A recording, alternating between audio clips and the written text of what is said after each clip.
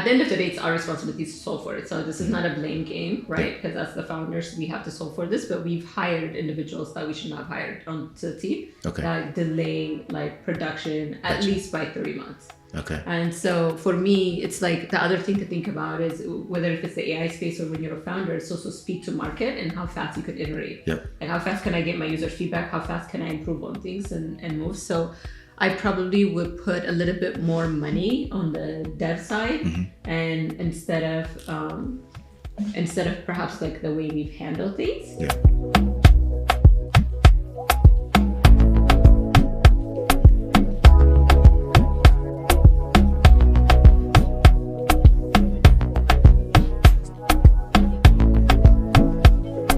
Hey, what up, fam? This is Saul Levy, post-out from the tech. We're building bridges and shaping futures in tech.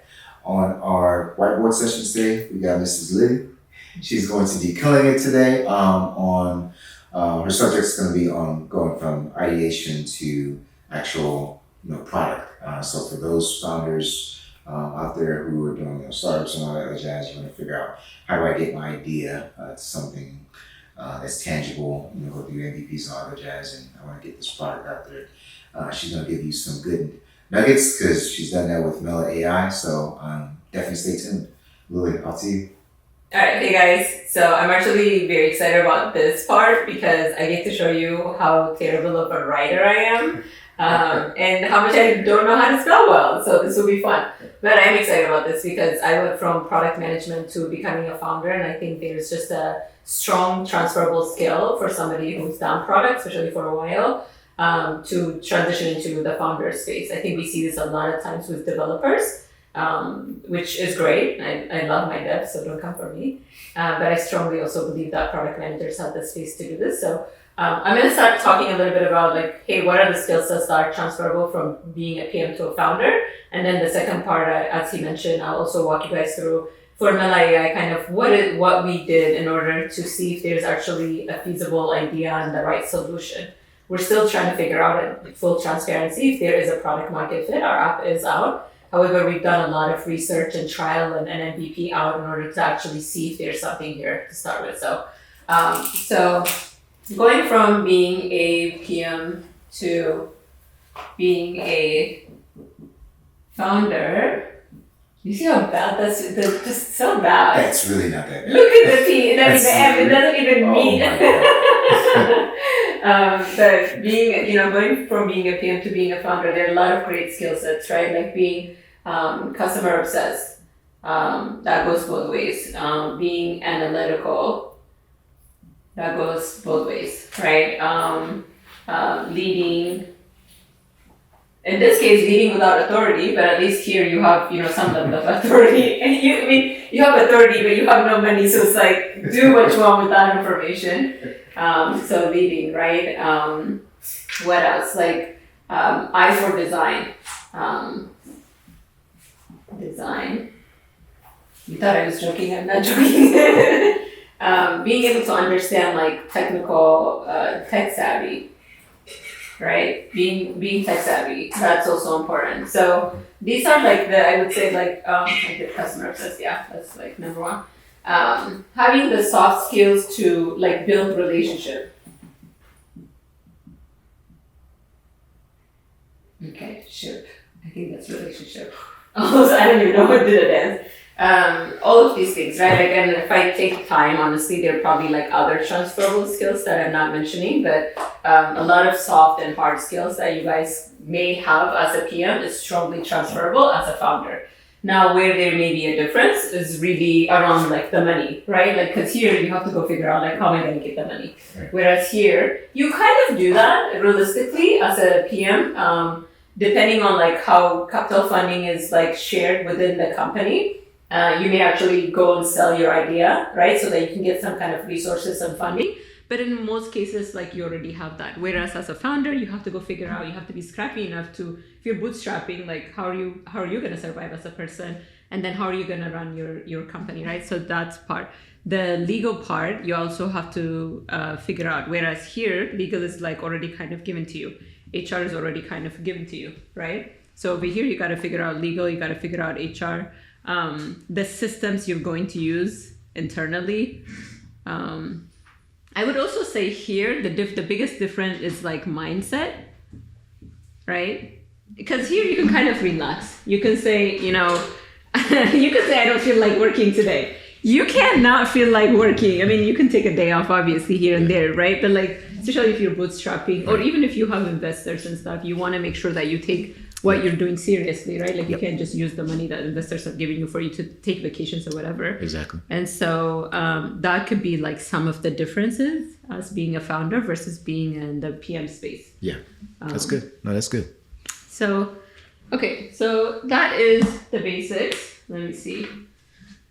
So let's say you've decided that you in fact do want to be a founder, and you want to go about like validating your idea. First, like what problem are you trying to solve, right? Like let's assume you're driving down the street, and actually let me use Mela. I'm going to use Mela as an example. So, as I mentioned in the other episode, I burned out, took sabbatical, and that's where the idea of Mela really came from. Right. So I figured out like life is not all about work. It's actually about these 5 pillars: your health, wealth, relationship, fun, and faith. And then I actually thought, I can just create a journal. I can create a journal. I'll use it for myself. If it's like good enough, then I'll like sell it. And then my co-founder was like, or you can just build an app. I didn't mention this earlier, but we actually did a program at MIT for generative AI. And like we learned a lot about like how you can use that. Gotcha. For everyday use and stuff, and that's kind of where the idea came, right? Okay. And so when we first started working on the idea, the first step was just research. So we're just doing research, like research. Oh my god. Okay, let's assume that's research. I'm a very smart person.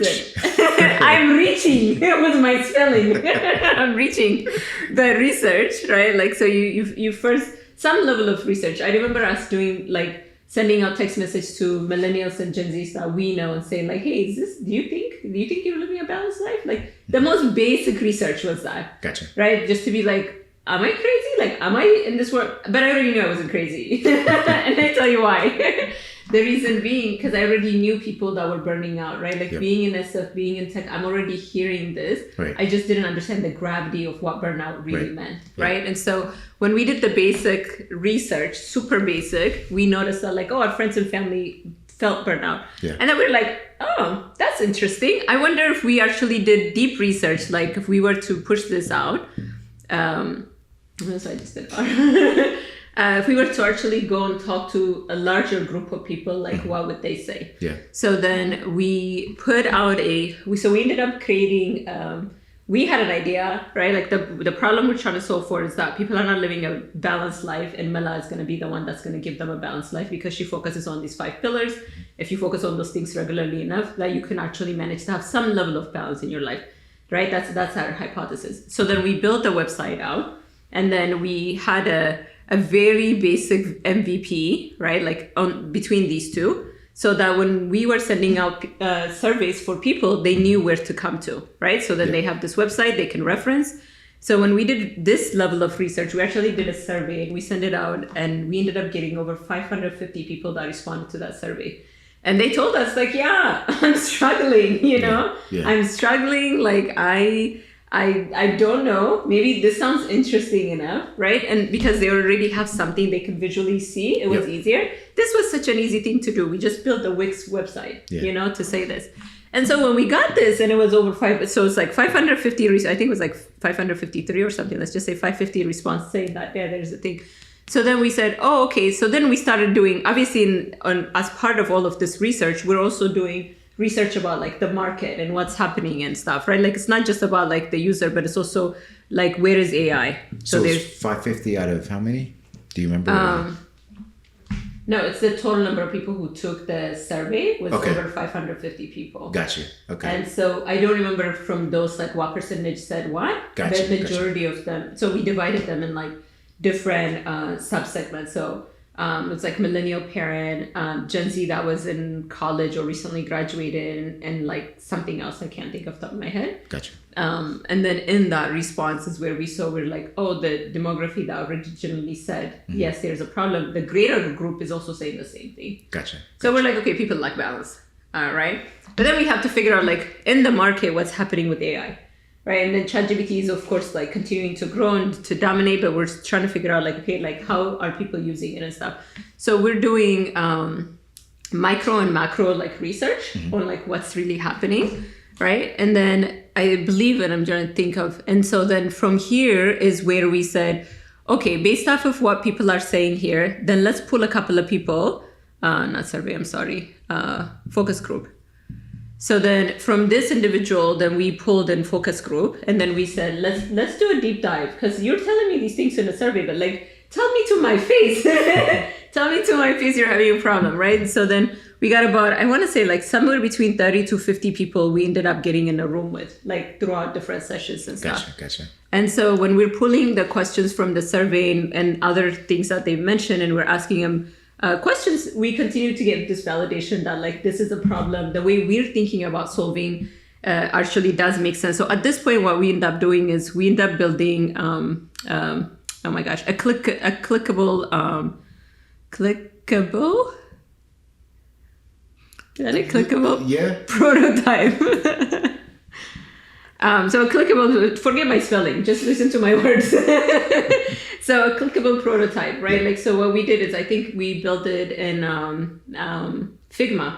So what you can do is like, because we already had an idea, right? Like we already said there was something. So we were like, oh, this is coming soon, right? Like that's what this site was. This is like the coming soon. When we send the survey, these people are like, oh, this concept sounds reasonable, right? Because we only had like 3-4 visuals or whatever. So by the time we're putting them in a survey, we actually have some level of like a page-by-page experience that's clickable. Okay. And so they're responding to that and they're saying, oh, the community site sounds good. This, right? Like, so we're getting like real feedback. If this app exists, would you use it, right? Okay. And this is where we're getting stronger validation.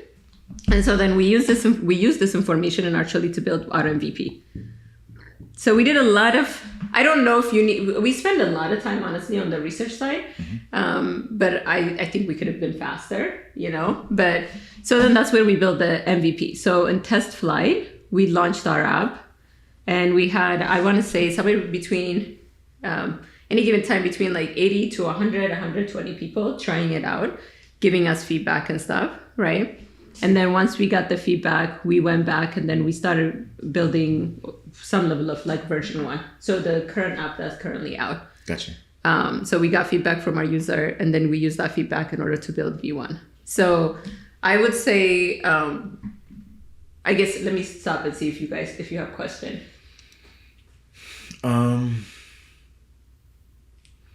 The focus group, in terms of that 30-50, was that just like a random number you guys picked out of that? So we picked out from the people that fit our demography. Right. So I mean, preferably we wanted more, but that's just what we could have gotten. Gotcha.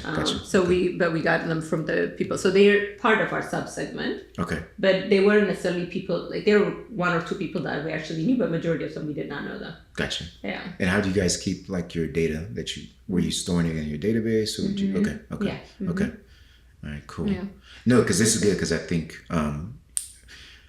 people talk about it all the time when it comes to like come up with like ideas and just trying to solve problems. Like, did you actually test and validate that this is an issue, this is a problem? And this kind of just talks about that. So you started with a higher number, and then from that number you drill down into a focus group, which that's what FG means. It doesn't mean Figma. Oh my gosh, yeah, I don't know. Forget the spelling, you guys. So yeah. I'm clearly foreign, and I give foreigners a bad name when I say this. I'm just a bad foreigner who cannot spell.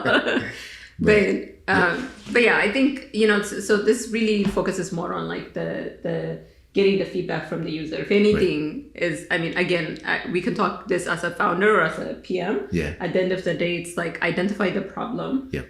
For whom does that problem exist? Yep. And then it's also like force prioritizing, right? Like I think lacking balance could be a problem that exists for honestly any demography, right? Like we have to figure out like for which demography do we want to focus on and why are they the most important demography. I was right? going to ask about that. So in terms of like the demographics behind that, like for the 550, did you have like a targeted group, like numbers per demographic, like elderly, male, white, whatever it is? Like, did you have that, or was it just? So it's interesting because we didn't segment by like the most we've done is like Gen Z and millennial is what we said, but we didn't say specifically that it's about gender, because it's not about gender, or it's not even about specifically your age. It's are you encountering a problem? Gotcha. So we wanted to solve for, are you encountering a problem? And then as we're solving for it, we went a bit deeper and we say, okay, then I can say, like, if I'm solving for, we tend to use, so when you're sub-segmenting, you don't want to use like a demography like age or gender or whatever. Sometimes those things are important as part of your solution. Gotcha. The majority of the time, if you can really focus on like the problem humans are having, it can actually solve that same problem. Can exist for different like groups. And so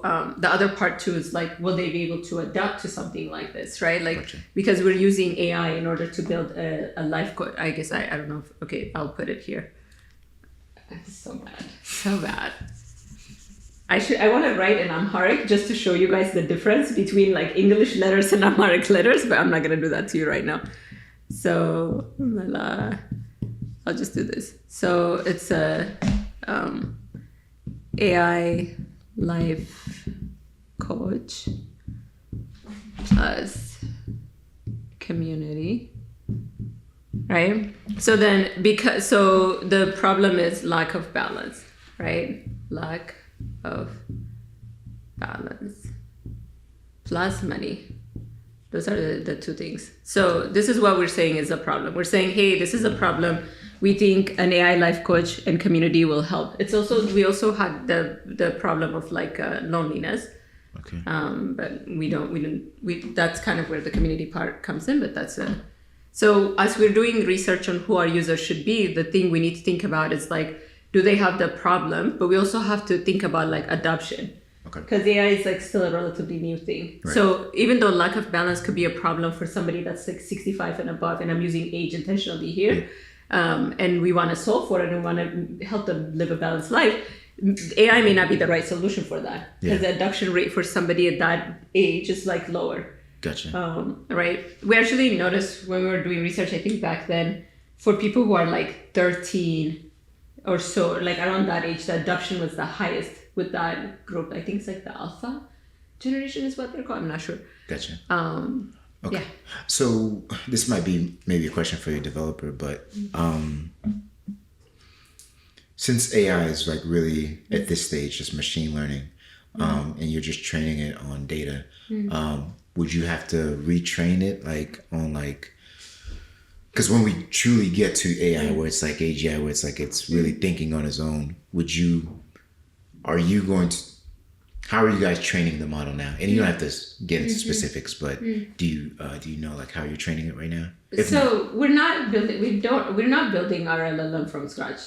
I mean, I think it's obvious, but if it's not, I'll say it out loud, because that's like a very costly thing to do, right? And it's also unnecessary, because we're still trying to, for me, even though when I'm telling people about Milan stuff and they're telling me like, yeah, this is a great solution, like I do want to use it, it's still not product market fit for me yet. Gotcha. Until you're paying for it, you're on the platform regularly and all of these things, right? So I thank you so much for the great feedback, but let me see it in action and let it actually solve the problem, right? So until we do that, and then two, I honestly don't think, like maybe long term we'll build our own LLM. I honestly don't think we'll do that anytime soon, because there are so many public LLMs that we can like use as a starting point and then build on top of.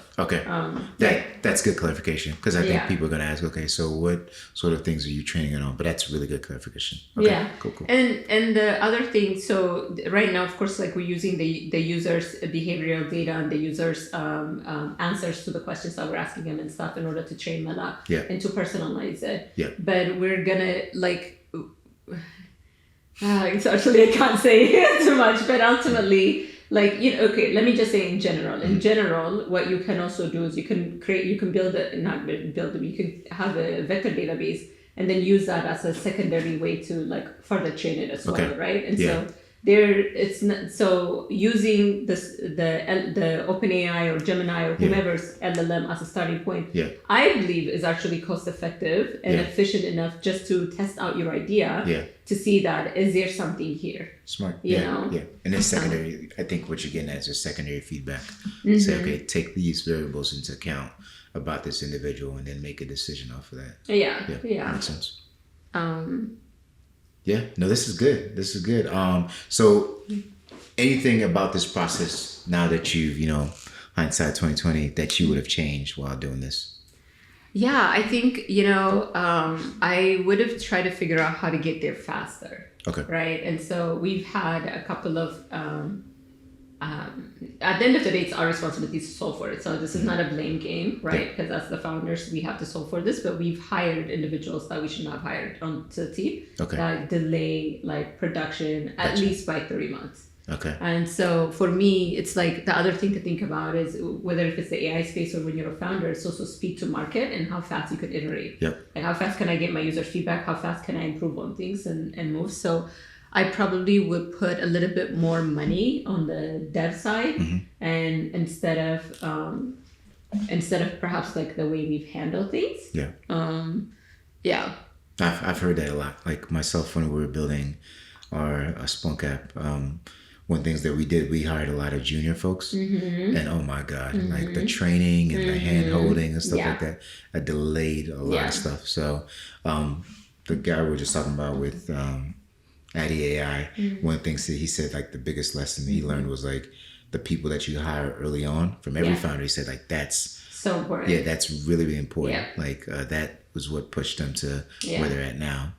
So any founder out there, like your initial set of employees or let's say people that you give an equity to, whatever that split looks like, that's really, really important because that's what's going to determine how well your company grows and how fast. So and how fast and how well the product is built. I think I definitely will say like, but you're also we're bootstrapping, so I can only do so much, right? And not just I, my co-founder as well. Like we can only do so much, and so I think for us, we also had an internship program that was really good in both ways. When it worked really well because we've had some interns that worked on the Mela product that really, if we didn't have them, we wouldn't have moved as fast. Gotcha. We also have had some interns that did not, so we probably broke even with our timing and stuff. Yeah.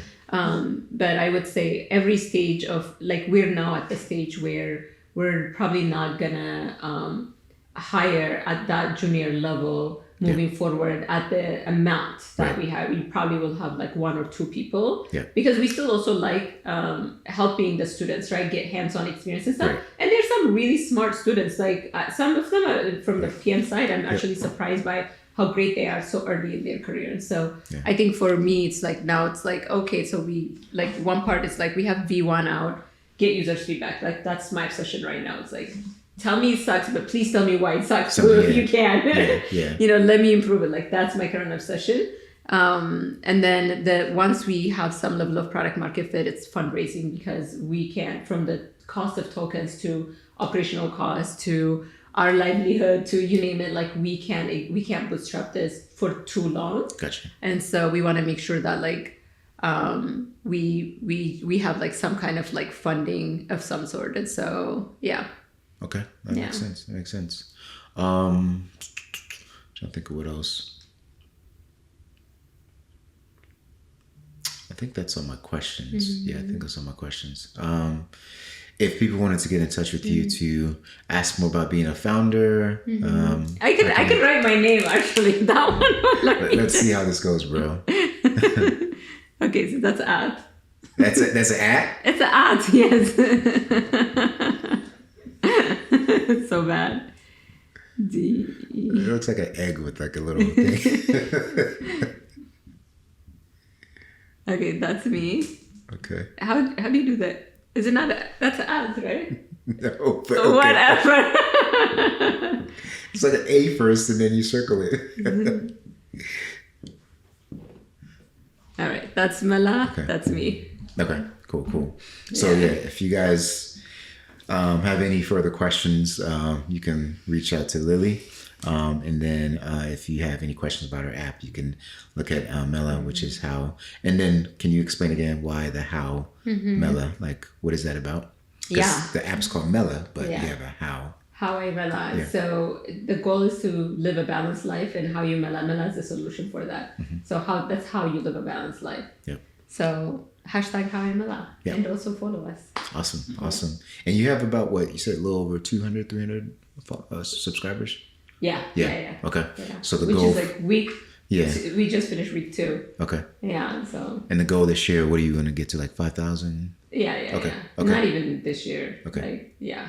Okay. No, in the next like 3 months. 3 months? Yeah, Okay. Okay. Yeah, because we have, so again, like, I mean, we're doing this, we're fully, right? Like, Yep. this is not a side hustle. And Right. not that there's anything wrong with a side hustle. This is just not, and we're going to be asking for funding. So Yep. for us, it's very important that we show numbers Worth, to, yeah, like to show that, like, Yep. yeah, people are, subscribing and more importantly using regularly. Yeah. So the download is like, I'll be honest with you, that's kind of relatively like vanity metrics, right?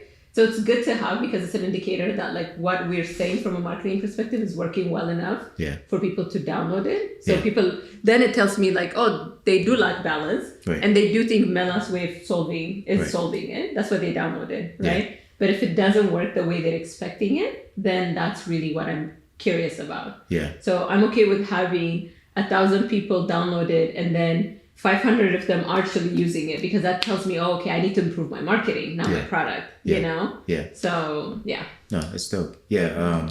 Again, it's free. So if you guys are looking for something, especially I know a lot of you who watched the pod or I think we did a survey on it in the past, like balance is really important to any sector, but especially in the tech sector where, a lot of companies, they grind you to the, to dirt to make sure that you produce, but your wellness is really important. So if you care about it, I definitely say check out that app. I've downloaded it. Hopefully, Kid, I'm gonna get you downloaded as well. And then we'll give our review. Even if it's a terrible review because of Lily, please just say something. Say something. No, but even if it's terrible, tell us. Yeah. Because that's probably what's more important than you just patting me on the back, honestly. Yeah, definitely. So if you want to get in touch with Lily, again, her handle's there. And if you have any questions outside of this, you can hit us up at africansintechnology@gmail.com. Again, it's africansintechnology@gmail.com. My name is Star Levy. It's Africans in Tech. We're building bridges and shaping futures in tech. All right, fam?